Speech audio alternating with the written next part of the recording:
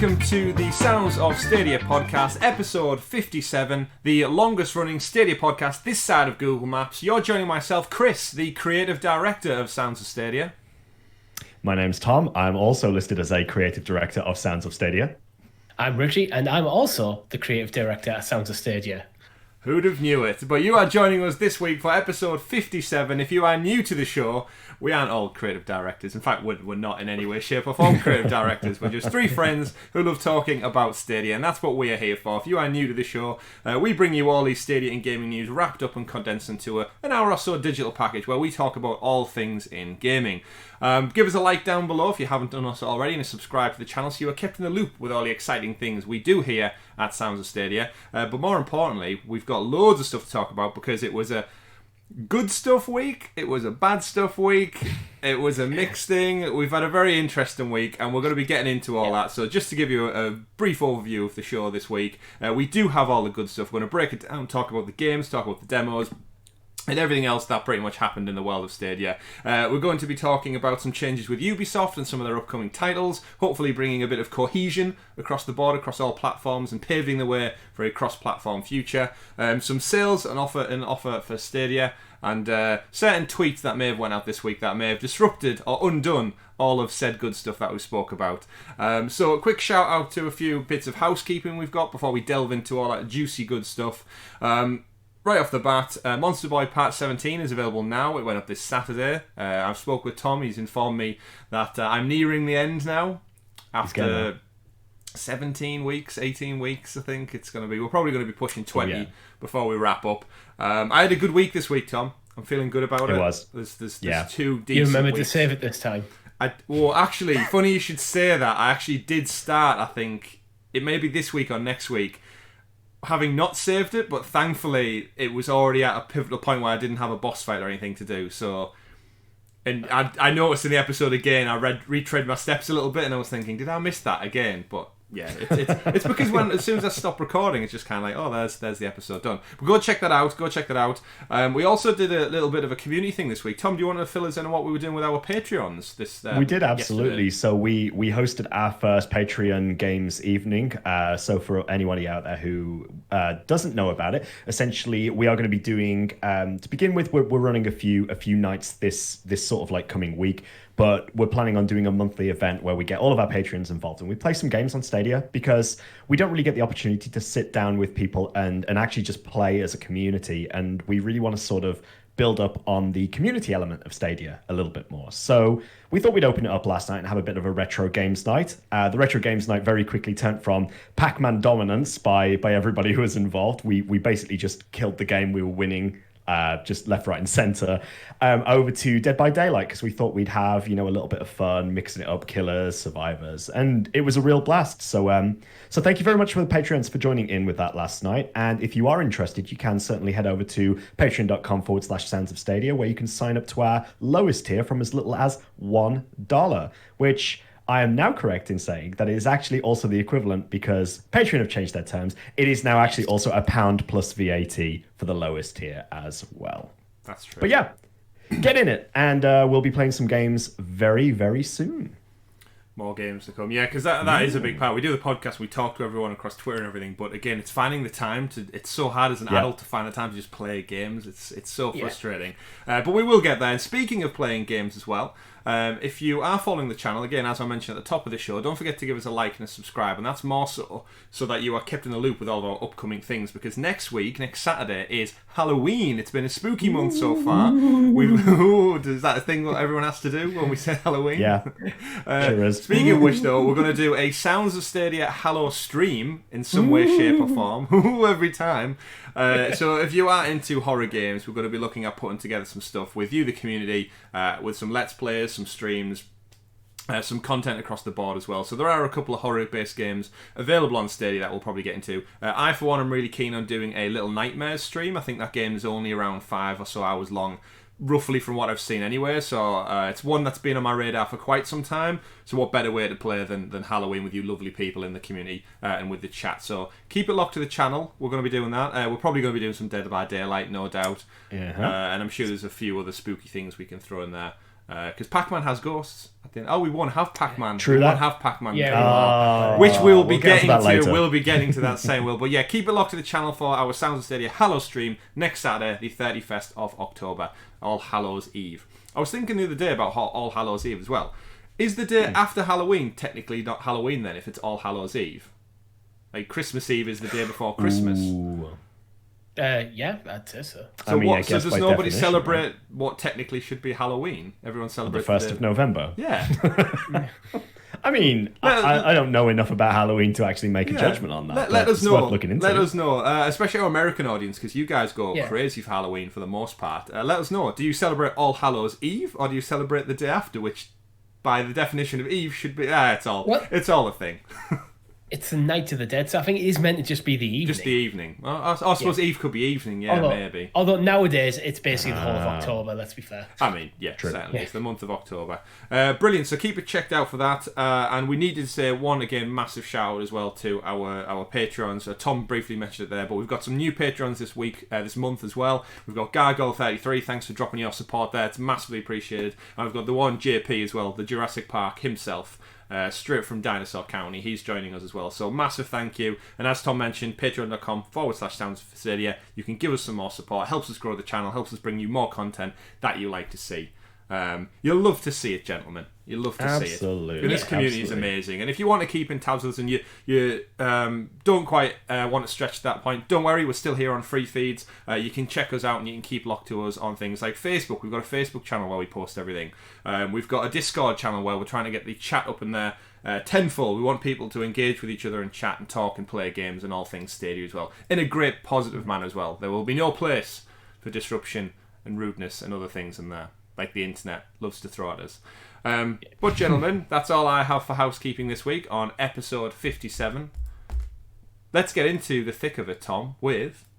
Ooh, okay, right. The super sexy special Stadia Story spooky segment, aka The Booze! Oh, no. Right, I'm out. Sorry. I should say at that point right there that I am talking about news, not alcohol. The news. Oh, yeah, booze. The news. Maybe next week. Maybe next week. Who knows? That's We'll a see. poor show one, that. Your favourite drink. Yeah, bring your favourite drink. I've just thought I'd like some... So I've had gingerbread rum recently. Okay. They did that for Christmas with Captain Morgan's. And they've done they did like a tiki rum for summer. I'd love to see kind of like a pumpkin spiced rum. It's got to exist. I mean, it's a thing in the coffee world that they go crazy for this time of year. So, pumpkin spice. I'm sure they do. I'm sure it exists somewhere. As someone who doesn't really like coffee that much, I don't really get in on all this every year. Like it's not really an option for me. They don't do pumpkin spiced energy drink. I've rum, only ever had one pumpkin spice latte, and that was this year. And what did you think? What did you think? It's quite good, yeah. I mean, I think it's one of them. If it wasn't seasonal, people wouldn't care as much. It's a very good coffee, but interesting. I think it's good marketing, really. It's like we're bringing this out for Halloween, although apparently they're not. Apparently it's gone already. Yeah, I did read somewhere they've already pulled it. But either way, that's marketing for you, Richie. That's how marketing works. And speaking of marketing, we've had a busy week in Stadia marketing, some for better, some for worse. We're going to delve into it now and break down all the days. So if you didn't stop by and join us for the 3-day good stuff, let's review it now, gentlemen. Let's talk about it now. We're detached from the event. We've had a bit of time to try out the demos, to digest, to turn off our Twitter accounts and get away from the shit show that was a certain individual's tweets. But we will be getting to those. First up then, let's break down day one. One of the things I did want to kind of address as well is the state of how these videos have been delivered. So for day one, the video currently sits at 34, well, at the time of recording, Sunday, sits at 34,000 views. So it's only 34k views for day one of the good stuff in terms of outreach across YouTube. And as far as I'm aware, Stadia don't put this out, aside from Twitter, anywhere else really. You've got Twitter, the blog post...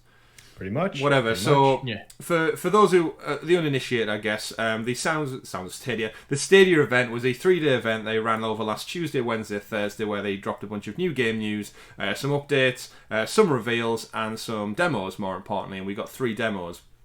They kicked off day one with one game we've all been excited to talk about. We've all finished it, I believe, as well. Is Star Wars Jedi Fallen Order from EA and Respawn. We got a date locked in for that, which is really, really exciting. We've got the 24th of November, so we know when we're getting it. It's before the end of the year, and is this the first EA game?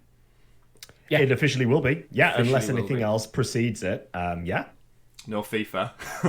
It's weird. We're meant to get 5 EA games this year. We only have the date for one.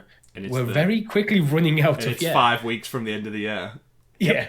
Yeah, but they did really focus on this. So what I did appreciate is that they used Star Wars to really showcase the multiple devices, which is immediately off the bat got me thinking that this event may be not focused towards the Stadia hardcore. Because once again they're talking about multiple devices and they're trying to showcase one of the biggest titles of last year doing that, and if it was aimed at just Stadia people, we already know about that, right? We already do it on a we already knew Jedi Fallen Order was coming as well, so the only real new information about Jedi Fallen Order was the release date. Pretty much.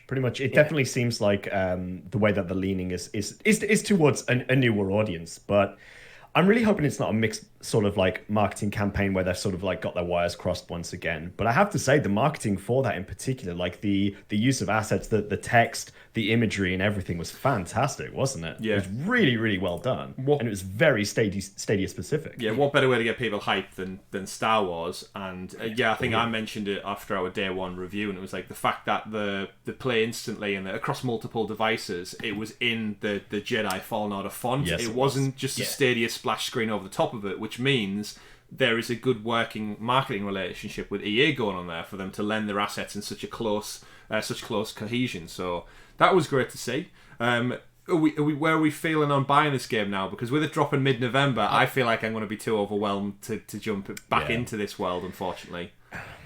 I'm going to go back and say what I've always said about this sort of thing. As a supporter of the platform and wanting to see the platform grow, I want to see more support from developers and publishers. So I'm still going to drop the money on Jedi Fallen Order. I'm definitely going to play it, so I'll probably pick it up as soon as it releases, but it will probably go on the back burner just because at that point, 5 days in, I'll be very much into Cyberpunk at that point right there. Yeah. So it's going to have to wait, but I still want to show my support. Richie? Yeah, I'm definitely not going to buy it, but nothing's changed in my view there since it was first announced. Actually, even before when we were just speculating it. So it feels like almost a year we've been talking about this game as a potential coming to Stadia. Yeah. But I already have the game and I don't have the spare cash to just, even as much as I would like to support it, there's like titles like this coming from a big publisher like EA to the platform. I just can't justify that as a purchase for a game I already own. Yeah. It's one of those where, yes, we do feel like we've been talking about for a while. I know I've been hitting the drum about this for a while. I do feel like if it had new content, it would have maybe pushed people who did have it before, give them that extra little nudge over the edge to buy it. Again, depending on the price, will probably be my decision. I don't have any intention to buy it early.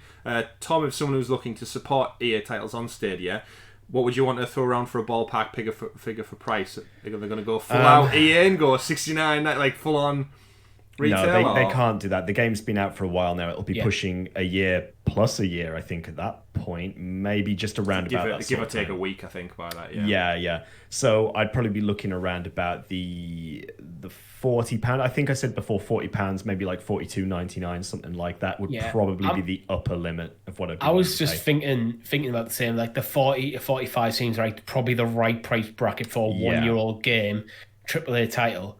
I'm expecting it to be 60. If it is, that's going to be a real problem. EA, I could see don't EA have a that. good reputation when it comes to good community decisions. Like FIFA tends to hold its price right up until the next one comes out, then it drops off the cliff. So it's things like that. I can see EA just going, people who have already played it.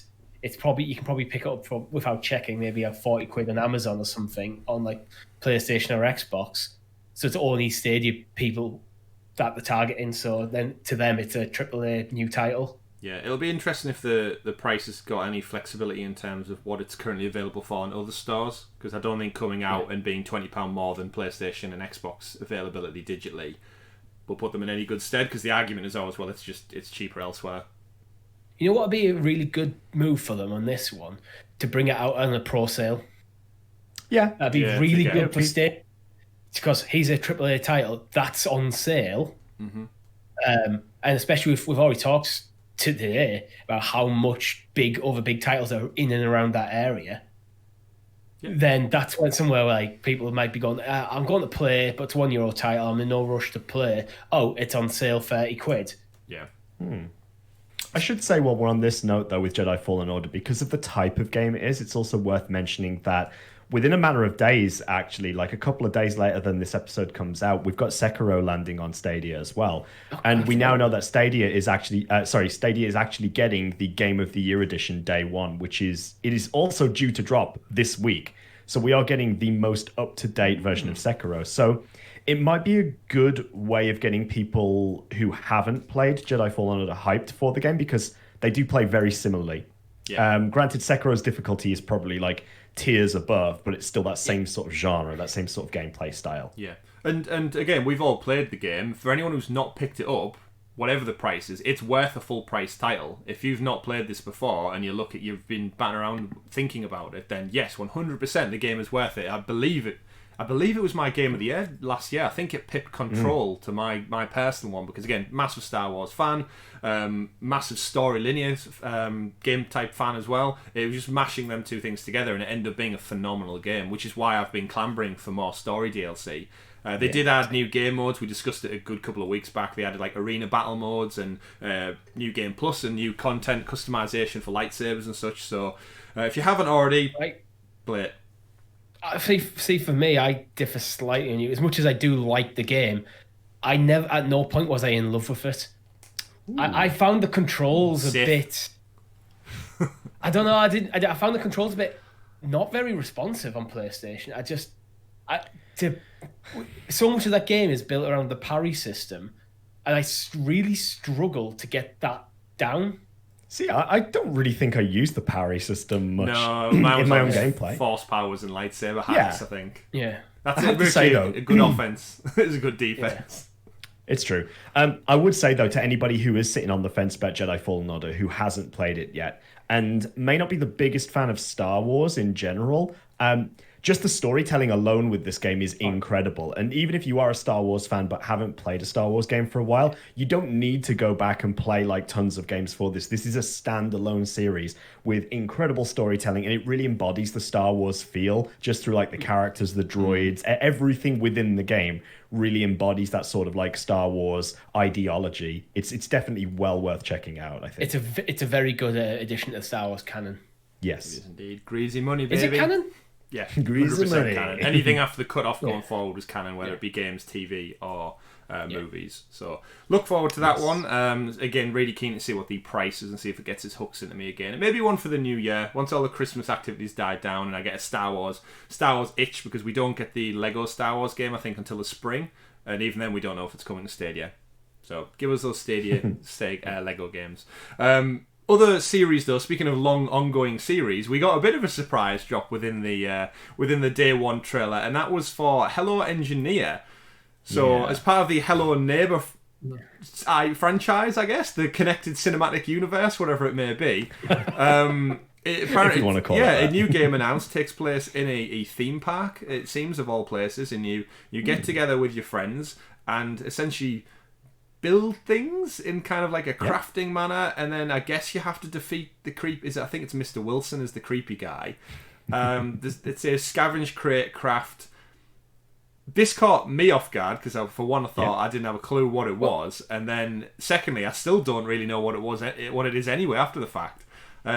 Richie, I'll throw it over you. First thoughts, takes. Well, on this? I haven't played a Hello Neighbor game, but isn't there already another game announced to come out this year? Several, yeah. So it's like multiple titles in the same franchise coming out this year. It seems that's the big thing that took me completely by surprise. It's worth mentioning this is also a first to Stadia as well, so this won't be available on any other platform. It's a timed exclusive to Google Stadia. A multiplayer machinery building construction sandbox game is that's interesting. That's interesting. Sounds like Robot Wars all over again. I know, yeah. So, but completely out of left field, this one. Like, Yeah. hello? Was anyone asking for it? It's just so... Yeah, because, like, Richie, back to what you said. So we're getting the Hide and Seek DLC, I think, later this year. So probably in the next few weeks. Then they announced Hello Neighbor 2 at the Xbox showcase in the summer. Not announced for Stadia. But now we're getting a first on Stadia game from the same team, which is Hello Engineer. Either way, personally, this game doesn't do anything for me from what the trailer showcased. I'm all for crafting games and team games and stuff, but again, having only played Hello Neighbor briefly, I found it a bit clunky. I understood the premise of it, but it didn't really do it for me. Actually, saying that, is there another Hello Dead by Daylight style game coming out as well? Or is that Hide and Seek maybe? Or is that Hello... That's Hide and Seek. Oh, right, that's okay, Hide right, that's Hide and Seek. So Yeah. that's not Hello Dead by Daylight or any crossover No. along them realms, right? Okay, so that one has me interested. If it is, like, you as a collective team work to get away from him in a similar manner to Dead by Daylight. Crafting things in a theme park doesn't tickle my fancy just yet. What about you, Tom? Yeah, I sort of need to wait and see a little bit more about it because I'm not completely sold on it yet, but the idea is pretty cool, but it looks a little bit more like a puzzle solving game using building elements rather than like a building to defeat the baddie kind of thing. I don't know. I need to wait and see. I need a little bit more. It feels very early at the moment for this, but I've just It's on the out of curiosity decided to just look up Hello Neighbor's Metacritic scores just to kind of get a good judge, because I haven't played it, of where it might sit in terms of people's minds. And the PC score's 38, the Xbox One is 42, and the Nintendo Switch is 39, all out of 100. Ooh. So that did not land well, like the initial game. So it seems more of a cult classic right now. I feel like that's you where say that. its angle is. Yeah. But if you look at the Steam rating is currently 9 out of 10 out of 3,600 reviews. So, right. Maybe it's choose your audience. The initial build for the reviews that have screwed it a bit. Probably. It's one of these. I won't say it's a game as a service, but it's a game that's had like ongoing updates and development. Yeah. So. Well, go check it out for yourself, because we got it as a pro game, right? So if you are a pro subscriber to Stadia, then go form your own impressions. Is it one that's still available as a pro title on Stadia? Because some of them stick around for months. Who knows anymore? Yeah, some hang around for it seems like eternity, and some come and go with like a brief update at the last day of the month saying, don't forget to claim your games before they're gone. But yeah, you can jump in day one now and claim 22 games still. Yeah. So who knows? But we'll be getting Hello Engineer in 2021 sometime, so they've got a lot of wiggle room to play with there to assess how it is, but it will be dropping on Stadia. And then the final point of note for day one we got was the Pac-Man Mega Tunnel Battle, dropped as a free demo, one of 3 demos we got, and we've all played it. This was probably, aside from the date for Jedi Fallen Order, which I didn't feel like was that big of a news story, this was probably the biggest thing from day one. Of the 3 things we've seen. We've played it. Me and Tom jumped in immediately after the day one Good Stuff live stream that we did. And I had a great time with it. I played a little bit more last night while the demo is available. Richie, have you chomped away a little bit? Yeah, I played now Patreon Games Night. This is what we started with. I haven't won yet. I've come close a couple of times. Came third and came second, didn't you, mate? Yeah. My first game was absolute garbage. I came I think I came last. I died that quickly. But Chris, I'm with you. It has to be D-pad. I was just going to ask that. I was just going to say, yeah. Tom, are you still an analog guy with this? I'm still an analog guy. I don't know why. I just feel like I have more control with an analog stick than an old school D-pad. I found it just like really quite.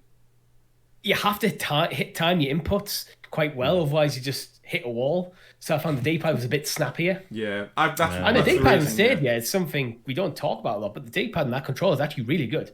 It's got that satisfying click to it, hasn't it? Yeah. Click, click, get it. It's nice and precise. But yeah, I was similar to you, Richie. I immediately default to the analog because that's what my muscle memory is kind of trained as. And then as soon as I hit a corner and I didn't move sharply enough or snappy, like the response didn't seem snappy enough, switch to D-pad. And then I think for a game that is very much based on north, south, east, and west, it lines itself perfectly with it. But again, Tom's proven. Tom's took that crown once or twice.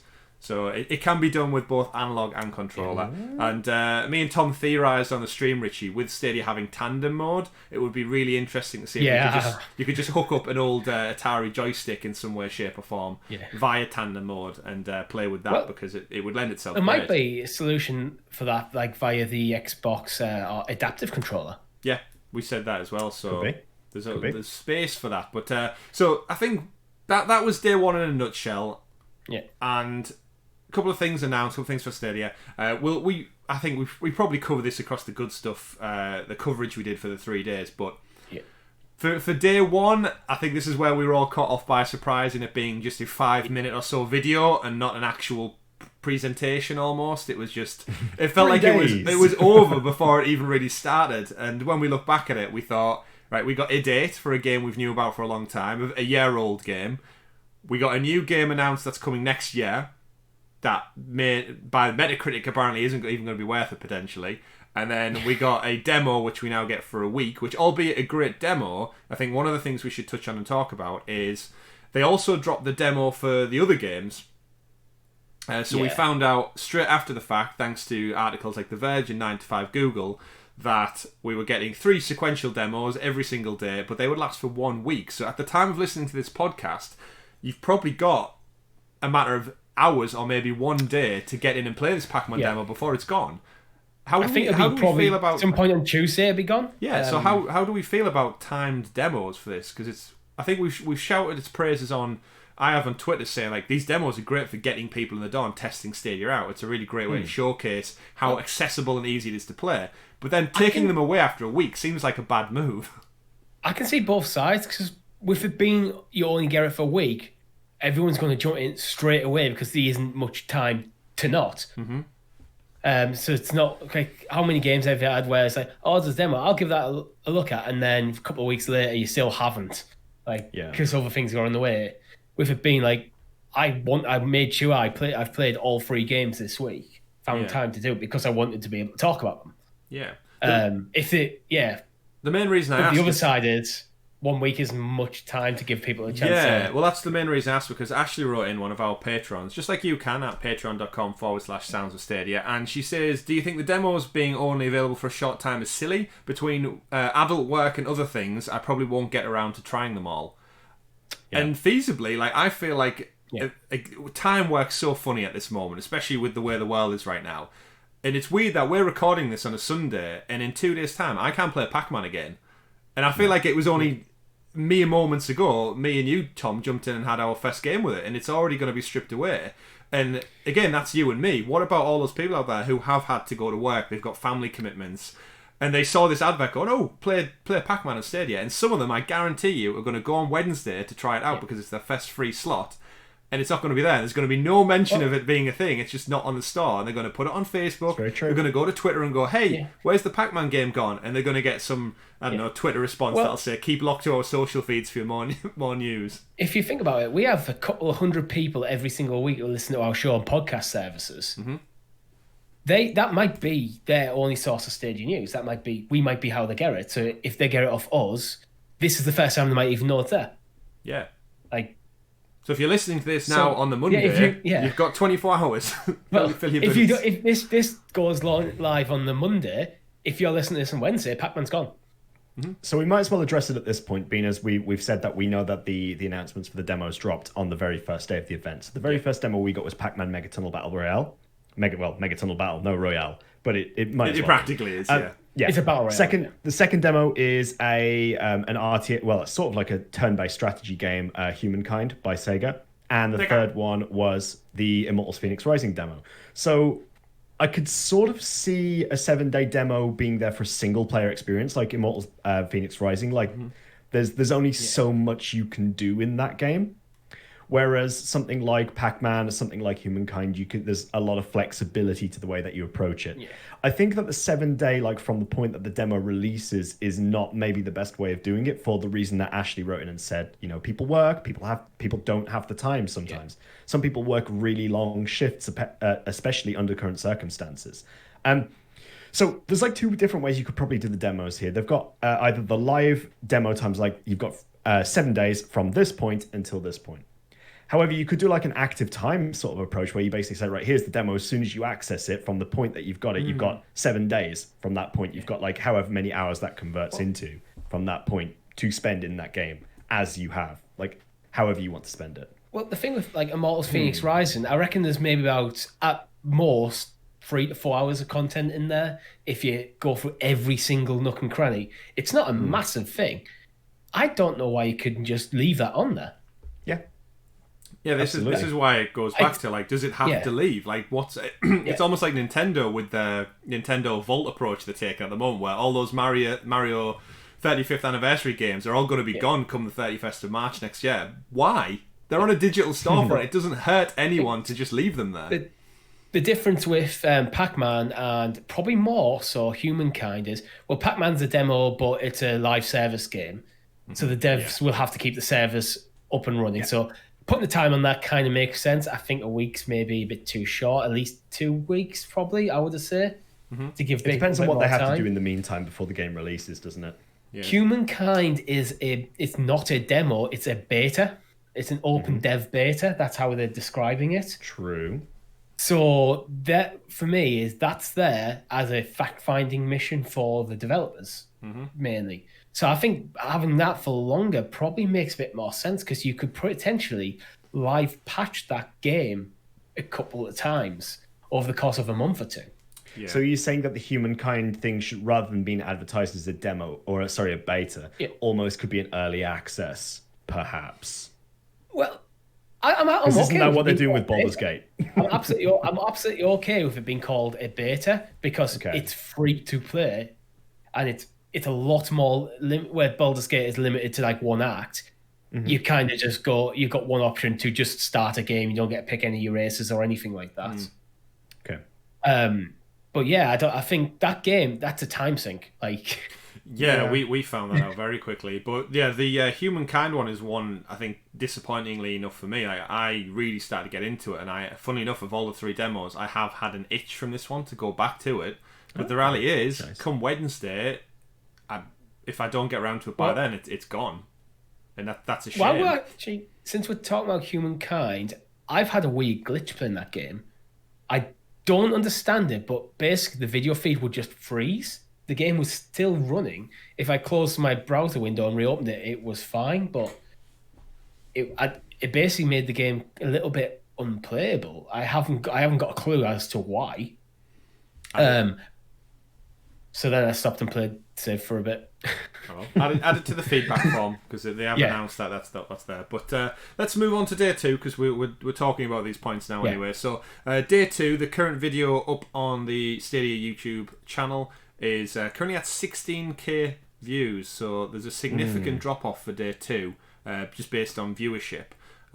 Which is always expected, usually across a multiple day event. I think maybe a lot of people were soured on how short the video was for the first day, and they've just not bothered to return for day 2. But again, everyone consumes stuff differently. But a significant drop off there, day 2, 16k. And remember, these are four more days detached from the event as well.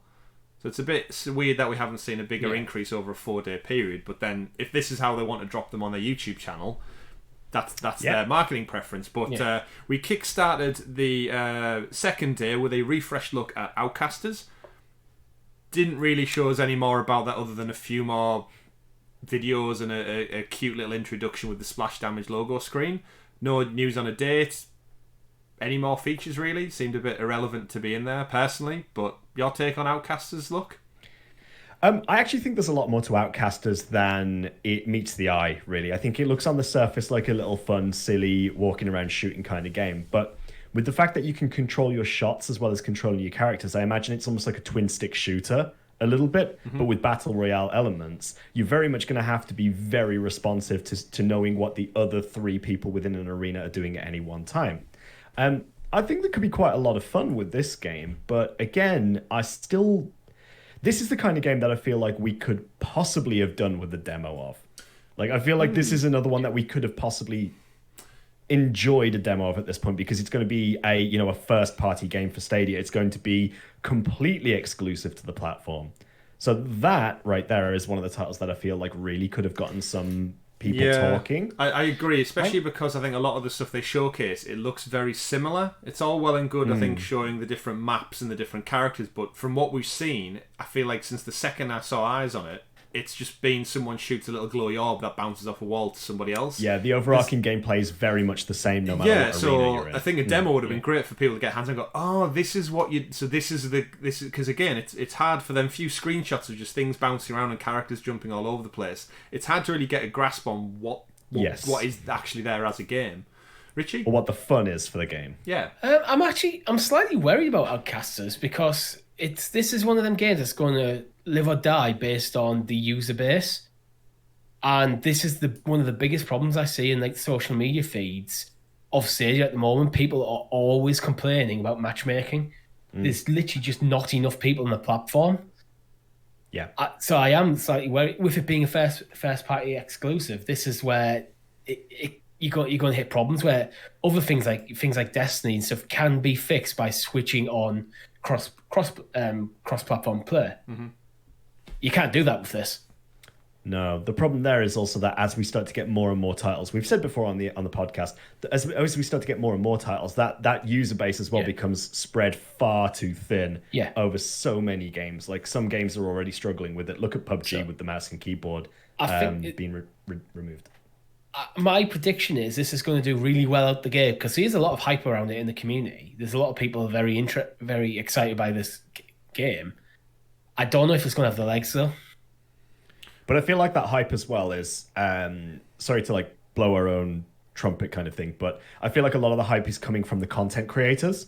And we move on quickly. Yeah, I'm a little bit skeptical about it, and this is by no means negative towards Splash Damage in any way or the Outcasters team whatsoever.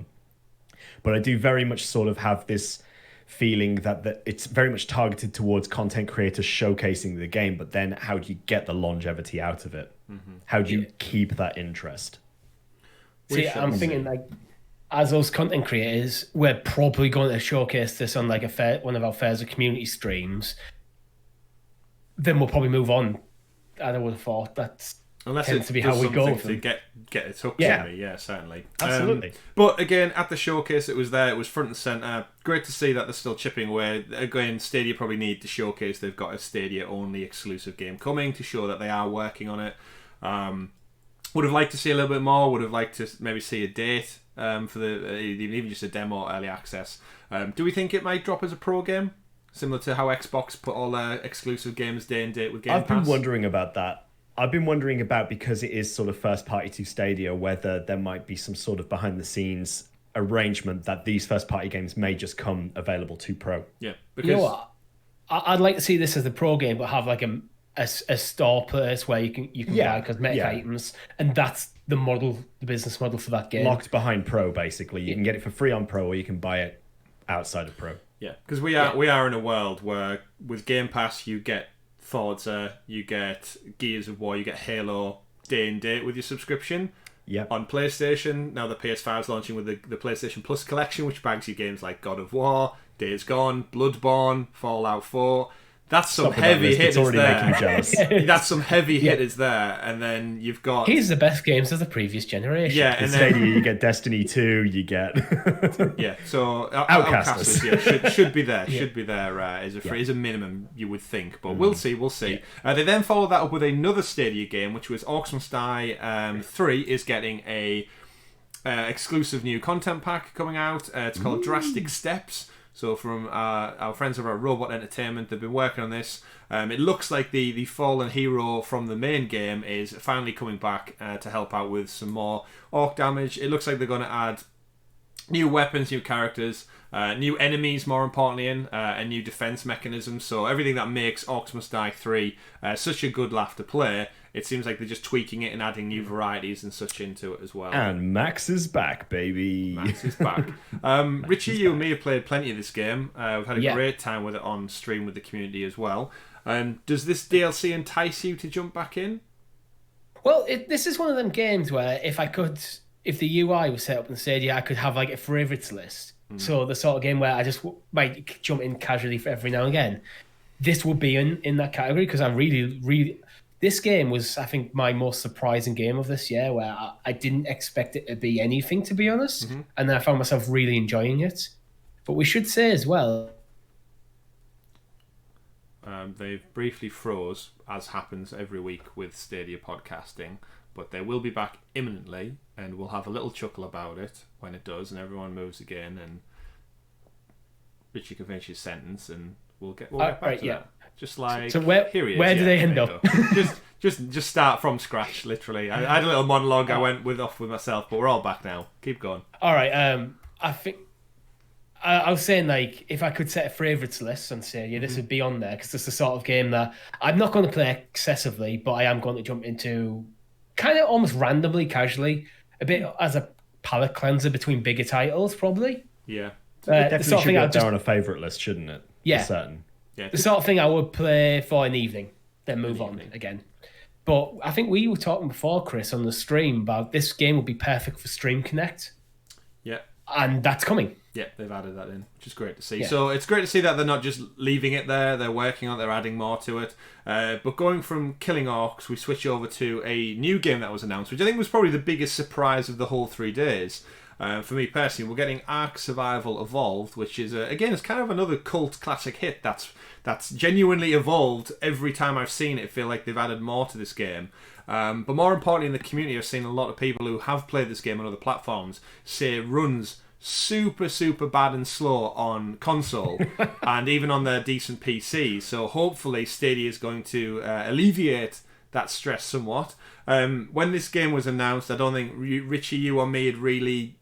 I've dabbled in it. I've done the whole... You start off on the beach, you punch trees, and you start kind of gathering your resources, start a fire, and then another caveman kills you, and you don't really get any further than that. Obviously, from this trailer, the game has progressed into a lot more. Tom, you weren't with us on the second day, so have you got any past history with Ark? So I don't have any past history with Ark, but I have a lot of time put into these sort of like survival-esque games. So I'm actually really kind of excited that we're going to be getting it. I would not be surprised if this comes as part of a pro deal. It is. It's a pro. It's going to be a pro game. Yeah. Pro game, excellent, because that's what I would have expected from a title like this. Definitely one that I'll be jumping into and messing around with. I mean, it's got dinosaurs. Come on, it's got dinosaurs. Yeah, that's kind of where I don't have a lot of experience playing like survival games. I think I was saying on the streams, like, this is one of the games you occasionally encounter, but you have no real idea what the game's about or how it plays or anything. So if this just came to Stadia and was like 40 quid on the store, I'd probably just ignore it. The fact it's coming to pro game is, I'm going to give it a go. Mate, I'm going to put it into perspective for you. So playing through survival games like this before, I've also played a lot of Rust, which is another game we've touched on before. The devs over at Rust are also thinking about like looking at bringing it over to Stadia. But these are the kind of games where you can literally control the narrative of what you do. Like, they're really quite flexible in how you approach the game. Usually you create bases, work as a little group, and then you go and raid somebody else's bases, take all their stuff and bring it back. But you want to go and kidnap someone and put them in a cage for the night? Yeah, you can do that. You can take their character and go and imprison them for a little bit. Why is that the first thing that came to your mind? Because I've seen it happen. I've seen people literally raid, grab like the new players from the beach, load them into a cage, and basically make them work for you to get you resources before you let them free. Like, you can make them your slave. I know it sounds so weird, but this is what you can do in a survival game. Like, the narrative is so down to what you want to do. Well, it could be loads of fun. It could be loads of fun. Basically, I'm guessing it's like a persistent world then that you just jump back into. They usually reset on a sort of like timed basis. The worlds will reset on a timed basis. I think these sort of games might have a good home in Stadia, actually, because with no like generational big shifts, it's always going to be there for you. And in addition to that, these games are notorious for being hacked and having like, a lot of like people generating things into games that they shouldn't be. So with the protection of it being on Google's remote servers as opposed to actually local servers or servers that are hosted outside of the game, like the game developers' centers, then I think it's going to be a lot better protected from that sort of thing, like anti-cheat systems for first. No need. I think it's going to live or die in the community then, because you've already just said how people just grief new players. Yep. And that sucks. That generally sucks. If you do that out there, stop it. Let people enjoy the game. It's part of the enjoyment.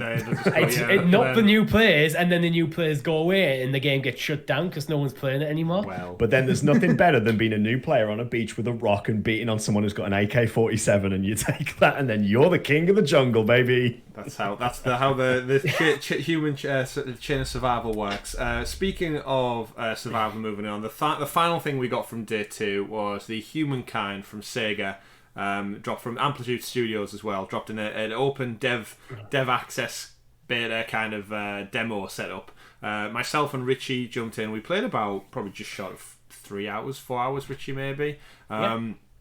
We've alluded to it briefly on this from your experience as well. The game is so in depth. It's very much Civilization. It needs massive improvement on the tutorial to start off with, because many people in our video over on YouTube and also on Facebook have basically said they have no clue what they're doing, and I'll hold my hand up and say I'm exactly in that boat with you. For the first hour, me and Richie basically guessed our way through what does what from our previous knowledge of Civ games and other kind of Age of Empires style games. We kind of pieced together what roadmap we wanted to do. Chat was helping us a lot as well. Yeah, chat was massively helpful in just figuring that out. But after about an hour or so of teething issues, we really started to get into it, Richie. We were growing our civilization. We branched out to towns. We'd broken relationships with nearby colonies. Tom, we named somewhere Tomsville after you, and we put in a Stonehenge water feature that was exclusive to your town. It was going to take about 50,000 turns to actually build, but we would have got there eventually. We killed some stags. We fought a bear. We did quite a lot of stuff actually, Richie. We did quite well. The game seems to have a bit of a sense of more of a sense of humor than something like Civ as well, because I think one of the first things it asked us, like a world event sort of thing, is it was a flood. There's a new religion form. No, it's a religion, the chicken religion. Oh yes, of course, yeah. Like, it was that happened to me in my own playthrough as well. Yeah, that's just about. That happened to me in my solo playthrough as well. So work on the tutorial never needs to do, but this game seems huge, which is what goes back to the demo being 7 days. I've had an itch to play this, but in and amongst work and other things, I've not had time, and now I'm thinking I've got until Wednesday to jump back into my save, and then come Wednesday I could be at that point maybe like nearly 10 hours deep into this game, and it's gonna go, which is like I get it's a demo, but then that may probably obviously it's tickled me now, so now I might get in and play the full game, whereas otherwise I probably would have glossed over this. But for me, it's great to see we've been asking for this for nearly a year now, more PC orientated games. This does not run on controller from what we've seen. Richie, I think you spoke with some people in the community. Technically does. I haven't tried it, but I'm hearing mixed results about how it plays. Yeah. I wouldn't expect to get a good experience playing this sort of game on controller, to be honest. No. This is very much a game that is centered around playing with mouse and keyboard. And I've got a feeling that the only reason there's even control support is because I think Google's require that to launch on the platform. Certainly.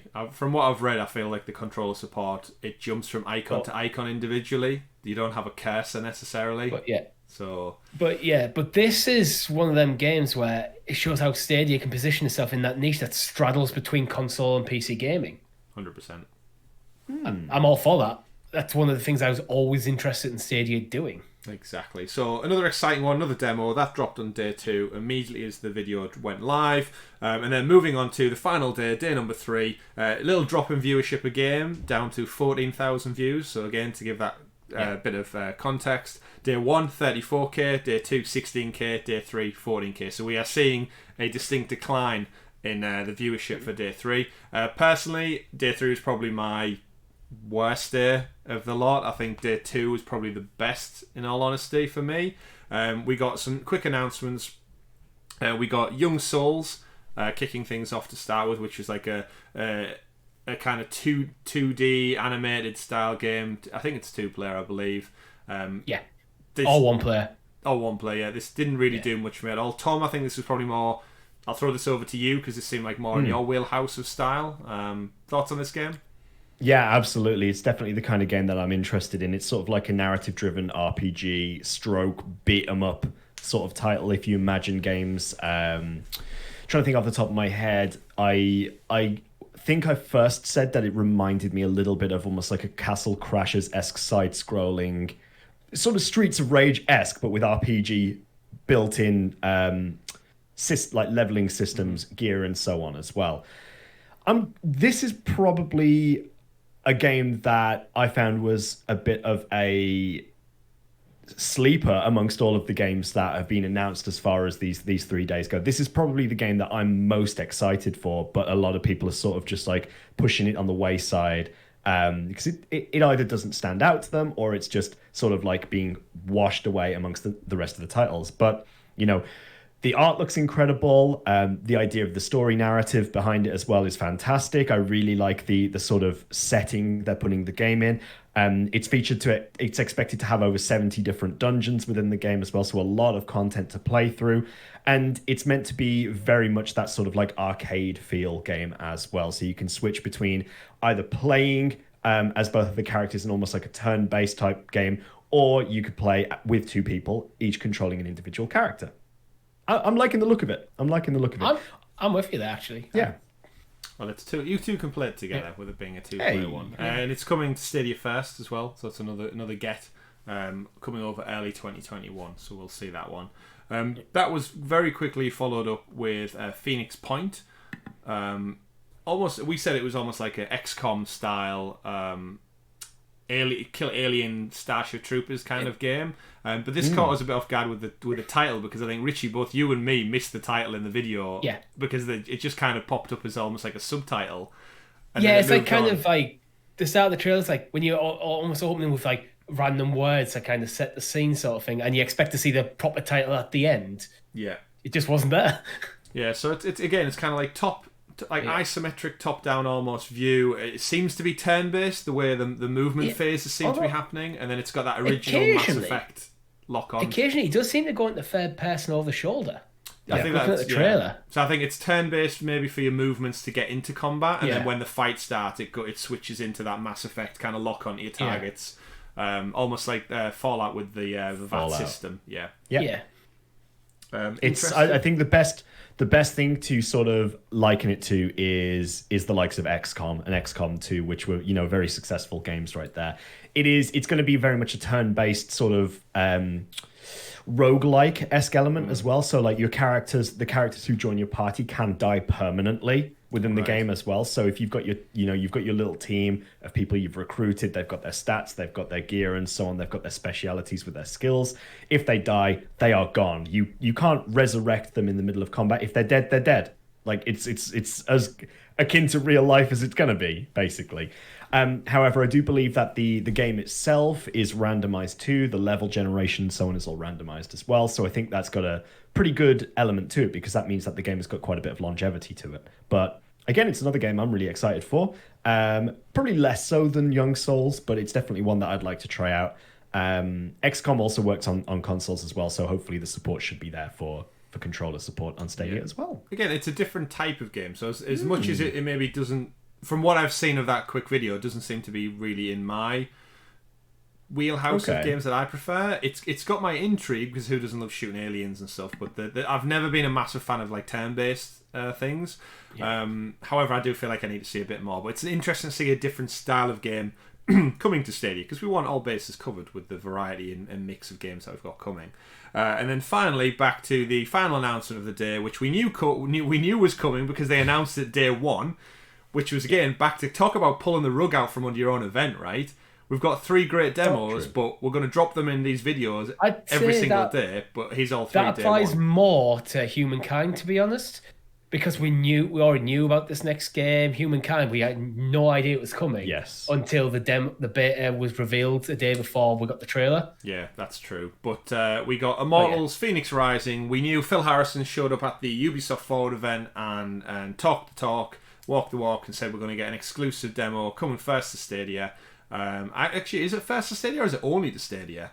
The demo is exclusive to Stadia. You cannot play this demo anywhere else. Exactly. So that was amazing. We played it, all 3 of us. We jumped in and we figured out the puzzles. We had Zeus and Prometheus have their witty banter back and forward. Who did I say I confirmed? I think, was it Zeus is played by... I'll put it in our chat group. Who was it? You put Prometheus is played by the guy who voices Leonidas in Assassin's Creed Odyssey. But I think Zeus was still up for debate. Yeah, we can. IMDb's not so great with games, but I think as it is. I think we pretty much agree that it is Socrates from Assassin's Creed with his Odyssey nipple as out. well. Yeah, it seemed to be. Yeah. He doesn't. Oh, does he have his nipple out in this one as well? I think he does. Yeah, I mean, he has his I mean, they're cartoon gods, nipple right? out, They just wear their wraps and if you can have cartoon nips. Cartoon nips. In terms of the game itself, we finished it in about, I'd probably say, an hour and a half as far as the demo went. We pretty much mainlined the puzzle. We didn't do that much exploration because we did it with the community in the chat. Have either of you two played this in your own time? Yep.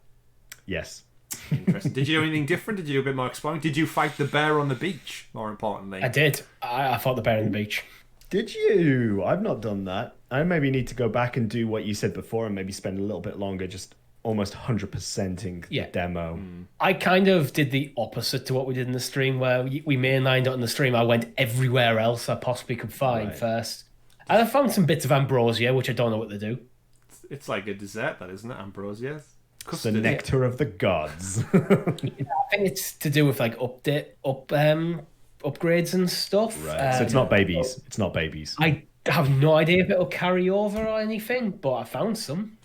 Interesting. But, yeah. So wrapping it all up then, in terms of all the three demos, obviously Gods and Monsters. I'm going to do that so many times. Immortals: Phoenix Rising was the biggest of the demos, like 100%. I don't think anyone can deny that. It's a AAA game. It also came with the massive kind of asterisk that it's exclusive to Stadia, that nobody else. I saw people bitching and moaning on social media about it, going, why would you lock this behind a platform nobody uses? It's like, it's not locked behind anything. It's literally on the internet. Free to play. Yeah, to click to play. You don't even need bank details to subscribe to try this game out. And there was still people out there, and I saw blessed Stadia community people trying to push back and say, you only need this and this, and you can tell the people who've already wrote Stadia off are not going to give it the time of day. But what I did see, which was really great, was a lot of big influencers on YouTube got their hands on and they did play this. Disappointingly enough, they didn't seem to talk that much about how well it ran on Stadia. They did very much focus on the game demo. They love the game en masse. Everyone seems to think it's going to be great. But it would have been nice on the talk. It would be nice, considering the position Stadia is in, to hear them talk a bit more about Stadia. But the fact that they didn't suggests that it just played seamlessly. Very true. Very true. But I can see how a lot of people wouldn't even pick up on something like that. Yeah, I feel like I feel like a lot of influencers, especially, probably didn't focus as much on how well it ran, how easy it was to set up. Which then, it's great the game's getting PR, the game's getting all this marketing. But everyone watching will just presume, they got it early because they're a YouTube influencer. Nothing to do with... No. Everyone right now watching can go try this game. I myself jumped into a few comment sections and posted the click-to-play link saying if you like what you're seeing, generally, I'm not trying to big up Stadia, but if you want to try it, Chris, here's the link. I'm trying to do the Prometheus work out there and get that graph done. But in terms of the three demos, gentlemen, do you want to rank them really quickly? Tom, let's have your order, top to bottom. Having not played Humankind yet, I can't really rank. I have to put that bottom because it's just the only one I haven't played. So it's got to be Immortals: Phoenix Rising top, Pac-Man, Humankind. But I know that we'd probably shift the last two around there. The one thing I will add before I pass this on very quickly though is if you do complete the Immortals: Phoenix Rising demo, you'd get an armor set, and you can only get that through playing the demo, which is only on Stadia. Get out there if you haven't tried it yet. Get on Stadia. Just get the demo. Just get that armor set. It's only going to take an hour and a half of your time. The armor set carries over to whatever version of the game you play as well. Yes, it does. It's linked to your Ubisoft account.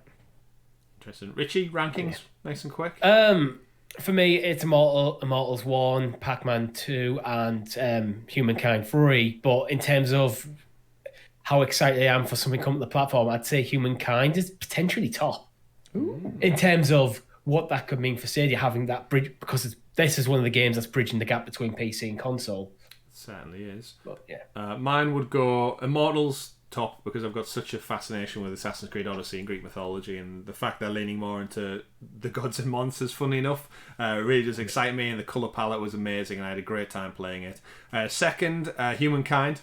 really did a lot for me. Once I started getting into it, it kind of re-energized my love for that style of game and that methodical building your civilization. And even though you have to wait your turns for stuff to grow and evolve, there is something really satisfying about just watching stuff tick up and your progress, and you can see you're building a cattle farm, you're researching copper work, you're doing mining and stuff, and like just seeing stuff evolve. It's that typical gamification thing that if I just wait 2 more turns, I'll have this, and then another 2, and I'll have this, and then if I do this and this, I'll have an army, and then I can. And it's that progressional. You're being rewarded every turn almost for doing something. It's a sort of game where you're going to look at the clock and go, oh, it's about 10 o'clock, I'll think about wrapping up in like half an hour, and next thing you know, it's 3 a.m. Yeah, and all you've done is build 3 more buildings, and you've went back and forth over a bit of territory about 50,000 times. Yeah, we've all been there. Yeah. And then bottom of the pile, even though I had a great time playing it, it's Pac-Man, just because, like, again, nostalgia was amazing. We finally got a mascot on Stadia. A very recognisable mascot. I don't feel like there's many people in the world. If Pac-Man becomes like Stadia's mascot, that's a bloody good get. Well, exactly. But yeah, so I put Pac-Man at bottom. But all in all, 3 great demos, 3 really great ways to showcase a bit of variety on Stadia. But hopefully 3 very different games. Get people in the door with it as well, which is great. Absolutely. And what you alluded to there, Tom, about the Ubisoft armor set that you do get, that brings us on to our next story, which is Ubisoft came out and announced they are refining their Uplay system across their store and their online, and Ubisoft, what's the other one called? Is Uplay? Is that Ubisoft Points Club. And Club? That's it, the Club, Richie. Well done, yeah. They're going to Well, unify everything sauce. across all platforms. So PC, PS4, Xbox, Stadia, we're guessing they're not officially said, I don't think yet. But essentially, your progression is going to be kept in their cloud and then dragged down to whatever your platform of choice is. They may have stolen the Kinect name from Stadia, but I guess they do work in close tandem. So a Ubisoft Kinect is one network for all the players. And this can only mean good things for Stadia in terms of cross-progression and hopefully cross-platform play going forward, right? Yeah, but for me, it just streamlines as Ubisoft's offerings. Like having multiple different services from a single publisher get things a bit murky, a bit confusing by going, oh, if you're playing a Ubisoft game, all you need to worry about is Ubisoft Connect and everything's there. Mm-hmm. I'm all about that. Excellent, yeah. As a big Ubisoft player, this is just, it's more convenient for me. I'm one of those people who I do actually use the Ubisoft points to buy the games cheaper. I've said already, like Assassin's Creed, you can get the gold edition instead of paying £80 for it. Jump in there, use 200 of your Uplay points, which I've amassed like a good 1,000 or so by now. I can get it for £64 instead of £80. So that's a big saving in terms of that. And this is something that I think other platforms should reward you for. I think PlayStation do it with the trophy achievements. If you get a platinum trophy for a game, why not give someone 10% off the next title in that franchise as a reward for finishing that game to completion? I've said for even just little things that Sony have dabbled in is go, if you platinum a game, like he's a new avatar that you can use. He's a new theme. Yeah. As a kind it's of all about thank you gamification, really. Like it's not just about giving people the trophies, because everybody likes to collect trophies and collect achievements. But if you can get something as a reward for doing it in the first place, it's more of an incentivized approach to almost sales in general, really. I think it was God of War. You got like a set of like platinum colored avatars for getting the platinum trophy. Yeah, that was such a nice bonus for putting my time into that game. Yeah, and Ubisoft have such a vast array of titles as well. They are one of the few publishers I think who could do this, and they do it fairly well in comparison to others. I mean, EA have dabbled with like Origins, and then EA, what was the new one that they rebranded and then it's gone now as well? They've got EA Play, which is their new one. Yeah, but that's more a streaming service. It was Origin is what they're getting rid of, isn't it? Was it EA Access? Maybe, yeah. It's very convoluted. So starting October 29th, we're getting Ubisoft Connect. And for me, I'd love to see Stadia do something with their Google Play Store credits, because recently, if anyone is on Android, you may have noticed your Play Store has now got a reward system going in it. So we talk about gamification. If you update your Play Store app and you agree to the terms and conditions, you now get rewards for purchasing things on Stadia.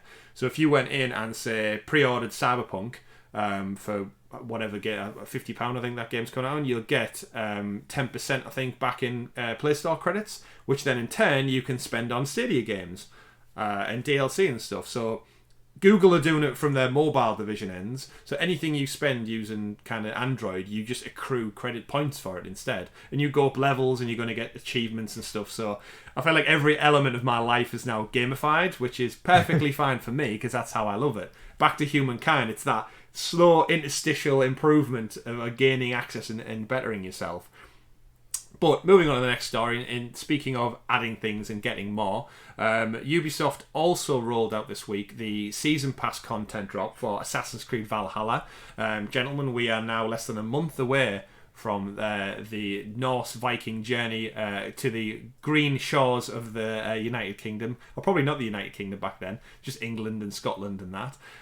They've announced massive expansion packs as per typical Ubisoft choice. They've announced the Legend of Beowulf, which is going to be an exclusive quest. Fantastic. Players will uncover the monstrous truth behind the Legend of Beowulf, available on launch day of Assassin's Creed Valhalla. So you get that exclusive story launch day. They've announced Expansion 1, which is going to drop in spring 2021. So again, talking about roadmaps and time frames, Ubisoft do this really well. The Wrath of the Druids. We're all obviously being English. We obviously all know Druids, and we regularly commute to Stonehenge for our prayers and wishes. This is solstice. We're all the way down. Of course, yeah. This is going to feature. It's a new adventure. Players will journey to Ireland and unravel the mysteries of an ancient and mysterious Druid cult, tracking and discovering their members, diving into Gaelic myths and folklores. They'll need to fight their way through haunted forests, dazzling landscapes, while gaining influence amongst the Gaelic kings. So we get a little adventure over to Ireland as well, which is a great bit of expansion. And then the second part is going to be the Siege of Paris, which is going to be dropping in summer 2021. And in the Siege of Paris, players will have the chance to relive the most ambitious battle in Viking history with key historical figures of war-torn Francia. During this key moment in history, players will infiltrate the fortified city of Paris and the River Seine under a prolonged siege, uncovering enemy secrets and form strategic alliances to safeguard their clan's future. So this game is going big across Europe so far. Yeah. I, for one, am of all the DLC and expansion passes on most games, the Assassin's Creed ones, even though I'm a big fan of it anyway, the DLC for the last two titles has been fantastic. I've said many times, Origins with the Valley of the Kings DLC, seeing giant Anubis warriors and scorpions in a field of golden reeds and such was absolutely breathtaking to look at, but then fun to play. Followed up with Odyssey, which was the fate of Atlantis. We got to see hell. We met Hades, and we got to go to what's the land? What's it called in the middle between heaven and hell? Purgatory, whatever the Greek. I forgot what it's called. Yeah, amazing stuff. So I'm super hyped for this. Put the effort into the DLC. It's not just we're just going to add a bit more. Yeah. It's like, no, we're going to craft an entire new area full of new textures, a new storyline, all that sort of stuff. It's proper expansion stuff as you used to get. To be honest. Really is, and they lean in. We all heard about how big the world is likely to be in Assassin's Creed Valhalla as well, but this is like really sort of stepping up to show us how big it's going to be. Yeah. If they're adding in Ireland and they're adding in Paris, France, essentially. Are they adding an island? I don't know. Oh, well, the first expansion, is based in Ireland, so yeah. You'd hope they're going to go to Ireland. I completely reading the Stadia source article. I missed the word island. So it's like, yeah. So this looks like it's going to be their. I mean, we already know it's going to be their big new like sort of touchstone for Assassin's Creed, but like looking at the season 1 content that we're going to be getting there and the first couple of expansions, you know, this is going to be big. We're going to be in it for the long run, I think, for the foreseeable future. It looks like another 120 plus hours of game. Oh, easily. I'm hoping they do like with the previous expansions of other games. This is where they like to lean into the mystic and magic a little bit more. So with the first part being Druids, my guess is you're going to get hypnotize, put a spell on, something like that, and very much like Far Cry, you're going to be tripping balls the whole time, and you're going to be seeing giant Gaelic creatures and stuff of diving into Gaelic myths and folklores. Yeah, exactly. You're going to get creepy Baba Yaga in the forest kind of stuff coming out after you. But yeah, it's great, and I'm very keen to see in the Siege of Paris how much. I'd love to know how much from Assassin's Creed Unity they use. We touched on it last week with. Rebuilding Notre Dame, they used the Assassin's Creed Unity 3D scans of the cathedral to help rebuild it in real life. I'd love to see how much of this is assets from Unity that have been pulled over for the Siege of Paris, because The truth is, if you think about the time in history, France, it'll still be very much like the medieval sort of ages. It's the Franks. It's not, it's not modern France. So we may see some glimpses of the original structure of Notre Dame and so on. But I didn't even think of the time frame. Yeah, I just presume it's always been there. Oh no! It won't be like a bunch of French people found this cathedral and built the city around it. It might just be a small church. It transcends time. It may do. It might just be there. We never know. But again, great to see a roadmap, and I think it goes back to the message that a future clear vision of what's coming is so beneficial for gamers, and in terms of buying people into the DLC and the season pass, if you know it's coming, it's a great thing to get in. It shows that you don't have to buy the game and then get rid of it straight away, because there is quality content coming, and I think a lot of people could learn from this Ubisoft model. Because I think a lot of them do it really, really well. Speaking of other DLC as well, aside from Ubisoft, Doom Eternal dropped, which I think was the news that was kind of washed away with the week. We got the good stuff dropping on Tuesday, along with the Ancient Ones Part 1 for Doom Eternal. So anyone out there who's played that game, I'm hearing really good things from it as well. It looks just like more Doom to me personally. But drops at $19.99, I think the price is. So fill your boots if you're a Doom fan and you love killing demons and such. More first-person shooter action dropping there as well. I know neither of us have got this game, right? I'm right in thinking that. I've still got Doom Eternal. I haven't picked up Ancient Ones, but we'll see. Again, it's not on my list at the moment, but hey, there are people out there who do sing its praises. So many things to play. I refunded it because when I bought it, it just didn't vibe with me at the time, so I decided to refund it and maybe jump into it another time. Another time. Yeah. Speaking of time, WatchDogs Legion also got an update drop this week about their rollout time. So they came out, Ubisoft again, giving clear roadmaps. They want to get ahead of the curve. WatchDogs Legion has its time zone, so as the sun rotates around the mighty flat Earth. I'm joking, no, it's round, obviously. I was wondering where you're going. Yeah, that's it. Right. I was thinking I'll make a joke, but then I thought, no, everyone will think I genuinely believe it's flat now if I say that. Everyone knows it's a pyramid shape. It's a pyramid, yeah. It's a pyramid head shape. The mighty cone. So they've basically just came out and give us the roadmap for it. Stadia time, I think it's a weird one for Stadia. We're looking to get it. Europe 12:01, so 1 minute. Yeah, we get midnight. We get it literally right after midnight. Same in line with all other platforms. There's no delay on Stadia's release. It's 12:01 CET. Exactly, that's awesome. Yeah, which is Central European time. So I believe now the clocks have moved back an hour. I'd have to check to see if the clocks in Central Europe and in the UK are synced. I'd have to check. That's right. The point is, long story short, we're getting it at the same time as other platforms. It's not going to be like an 8 hour later sort of thing, which we've seen before historically. Yeah, no 5 p.m. wait. It is listed there. I mean, it happened with PGA 2K21. It messed up. We knew that the launch was going to be coming at this sort of time, but it didn't happen. Hopefully not the case with an Ubisoft game. Hopefully, yeah. I wonder if Ubisoft have looked at that sort of like backlash and go, you know what, we're just going to put it out there. This is when it's coming. Nice and clear. Yeah. But it should do. I mean, yeah, it shouldn't be any different, right? This should be the norm. Coming out 1 minute past midnight should be the norm. So it's great to see. I feel really bad about Watch Dogs because I've sang the franchise's praise for so long, but it's coming out at such a bad time, and unfortunately there are other titles, and I don't know about you two, but I want to play this, but it's not on my... Financially and time, it's not on my side when it comes to playing this. Again, I've said before, I've got a PS5 on the way, I've got Cyberpunk dropping, I've got Valhalla on my doorstep, and there's hundreds and hundreds of hours across those games alone, let alone this.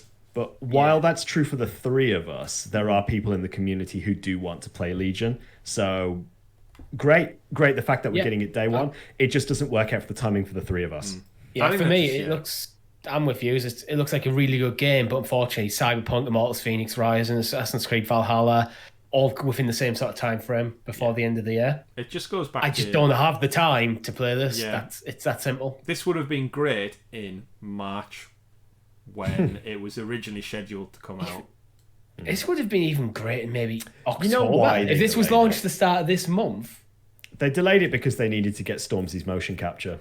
That's it. That's what it the was. true reason. They probably That's what wanted it to see was, how yeah. Brexit rolled out as well, because they had like a jab at it with it being post-Brexit. I mean, it hasn't really gone anywhere since. That's true. Well, we're still falling off the cliff.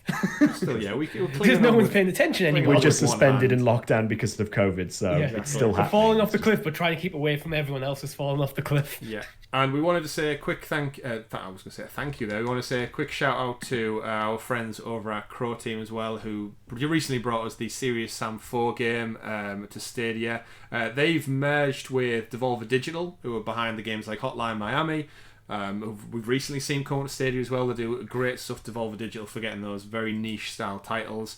They had a fantastic press release come out where it was more, they spoke about their business deal as though it was a relationship, and they said they've been dating for a while, but now they're officially married.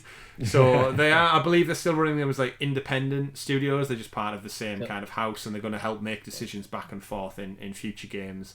I wonder who proposed. Well, yeah, it's interesting, isn't it? I don't know, but if the sales from Serious Sam 4 are good on Stadia, then hopefully we might see some more Devolver games, because I mean Devolver have publishing rights to things like Fall Guys, so Exactly. Yeah. Hey. It leads a good way. say no more, basically. Yeah, And Devolver always won at something like E3. They always have a solid presence there. Yeah, I think they're just quirky. They've got that kind of like Yeah. little bit of the market, similar to their Fall Guys Twitter account, where it's just funny. They're on it. It makes you laugh. Yeah. Even the press article they released about this kind of arrangement, they even ended it by saying, both companies are thrilled to share this news and hope you're excited about the future together as we are. It's going to be a lot of fun. Also, buy Serious Sam 4 on Steam or Stadia. It's got a chainsaw rocket launcher. Yeah. There was something that. in there about saying like, Croteam is still going to be free to do whatever they want. Devolver's still going to throw bad ideas at them, which Croteam are going to ignore. Yeah, it's little quirky things like that. It's like that's the type of crack and banter that you have with your friends, and I do appreciate it. I do appreciate That's it. like a little quirky way of putting it. That kind of gets you to understand the relationship between them. It's like, yeah, we're still going to work together, but Croteam is still going to be in charge of their own titles. Yeah, definitely. But you love to see that bit of back and forth between companies and businesses. It doesn't always have to be so serious, like the Joker. Unless you're said. Sam. Unless you're Sam, and yeah, he takes everything seriously. Even though, funny enough, his character genuinely doesn't. He's like the most carefree badass in the world, similar to Duke Nukem. Final points of reference we'll talk about on this week's show is we got some Premier Edition sales among some of the game sales, so go check that out if you are on the fence about treating yourself to another controller. Like Tom, I know we have a chat in our personal group. Are you going to buy the black one? I the full cannot set? say on the podcast for fear of being held responsible for my finances. However, shout out to Ashley, who finally committed to her Wasabi controller last night. Finally, It didn't take a lot of pushing. Didn't take a lot of pushing whatsoever. Ashley's been going on about the Wasabi controller since it was announced. So like, Yeah, actually, she was annoyed now- it didn't come with the Premier Edition to start Yeah. just to start off with. We had that discussion with our patrons last night, but now is the best time if you are looking at getting some Stadia tech. You want to get that Chromecast, you want to get that controller, get into the Google store right now because it's a nice price. It is a nice price right now. Tempting, Nice price. tempting. I'm waiting for something new. I actually thought this Good Stuff event was going to have more detail. Like we've not really, again, in the hour and 20 minutes we've been going for, we also haven't really touched on like what we really missed out on seeing. So we'll save that for another time. But in terms of that, there's Premier Edition sales, there's game sales, and there's also a new Refer a Friend scheme which just started off as well. So if you go into the little envelope on your Stadia app, you can refer a friend, and you and them both benefit from a free month of Pro, if I'm not mistaken. So whoever accepts your refer a friend email will get 2 free months of Stadia Pro. Not 1, but 2. yeah, they get the standard 1 month you get when you subscribe. Yes, anyway, plus an 1. additional month. But should they continue with their subscription, then for each friend that you refer, you will gain 1 free month yourself. So you can stack them essentially. So you can stack them. So get sending them out now. So the more Get more people people. you get, I'm gonna throw out my Stadia 4-play challenge again. I think right here. Get yourself and get 3 friends. Get them in. Get yourself some free months. And show me those screenshots. #Stadia 4-play. Stadia 4-player, lovely. Speaking of liking and subscribing as well, thank you for hanging by with us for the Sounds of Stadia podcast, episode number 57. Don't forget, if you want to keep in the loop with everything, give us a like and a subscribe down below as well. So not only are you kept in the loop with all of our pro dealings and talkings, but the Sounds of Stadia podcast, our Let's Plays, and all the other stuff that we do here at Sounds of Stadia. Remember, if you want to write into the show, be a closer part of our community, or just help support the channel, you can also head over to patreon.com/Sounds of Stadia from as little as $1 or 78 pence or £1.20, depending on what the hell VAT is doing at the moment. We'll figure it out. Head over there and check that out. We do put exclusive content there, like our post show, which we're just going to record. And this week we're going to be talking about scary games, gentlemen.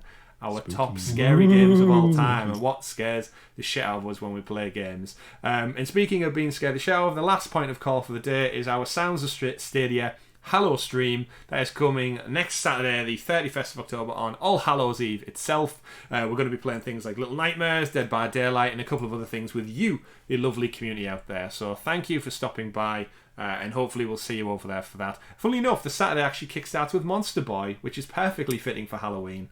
Yes. Even though I've now left the haunted manor and the undead people and everything scary, we're now back in the lovely colourful world, but it still starts with monster, and it is a cursed kingdom, so that fits in perfectly well. So join us next week for that. Keep it locked to the channel. Keep your eyes out for the post show as well, dropping on Friday, and follow us over on all those lovely Twitter feeds, because it's never ending, it never stops.